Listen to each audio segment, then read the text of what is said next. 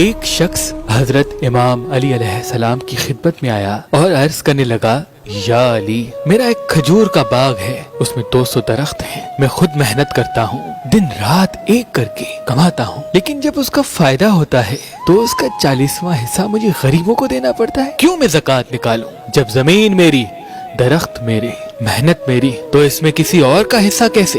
بس یہ کہنا تھا تو امام علی علیہ السلام نے فرمایا، اے شخص، یہ زمین اللہ کی ہے، اس زمین کا خالق اللہ ہے، بتاؤ کیا تمہارے پاس اللہ کی سند ہے کہ یہ زمین تمہاری ہے؟ اس نے کہا، میرے دادا پر دادا سنبھالتے تھے۔ امام علی نے فرمایا، اللہ نے جب آدم کو بھیجا تو بغیر کسی سند کے بھیجا، اس زمین پہ تمام انسانوں کا حق برابر ہے، کوئی زمین کسی کی نہیں، بس انسان زمینوں پہ قبضہ کر لیتے ہیں اور پھر اللہ کی زمین کو اپنی جاگیر سمجھتے ہیں۔ بتاؤ، جس سورج کی روشنی سے زمین سے نکلے ہوئے درخت اگتے ہیں، پکتے ہیں، کیا اس سورج کی روشنی بھی تمہاری ہے؟ وہ نظریں جھکانے لگا۔ امام نے فرمایا، بتاؤ، جو پانی تم درخت کو دیتے ہو، کیا وہ پانی بھی تمہارا ہے؟ وہ شرمسار ہونے لگا۔ امام نے فرمایا، اے شخص، یاد رکھنا، تم صرف اللہ کی زمین، پانی اور گرمی کے وسیلے سے محنت کر کے ایک نوکر کی حیثیت سے اپنا رزق طلب کرتے ہو، یہ تمہاری جاگیر نہیں، یہ اللہ کی جاگیر ہے۔ جیسے ایک انسان کسی دوسرے انسان کی چیز پہ محنت کرے تو جو اس کا فائدہ ہوگا، جس کی وہ چیز تھی، کیا اس فائدے میں اس کا حصہ نہیں ہوگا؟ وہ دست ادب کو جوڑ کے عرض کرنے لگا، ہاں یا علی، ضرور ہوگا۔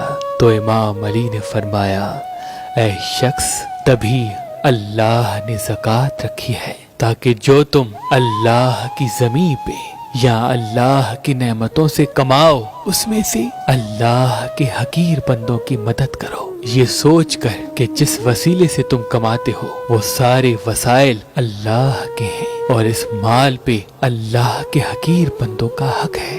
جب تم اپنے مال کا 40واں حصہ دو گے تو تمہارا ضمیر مطمئن ہوگا۔ یاد رکھنا، اس زمین پہ اناج، پھل، ہر ایک نعمت پہ سب انسانوں کا حق برابر ہے، بس کچھ انسان محنت نہیں کرتے تو کچھ انسان دوسرے انسانوں کا حق غصب کر لیتے ہیں،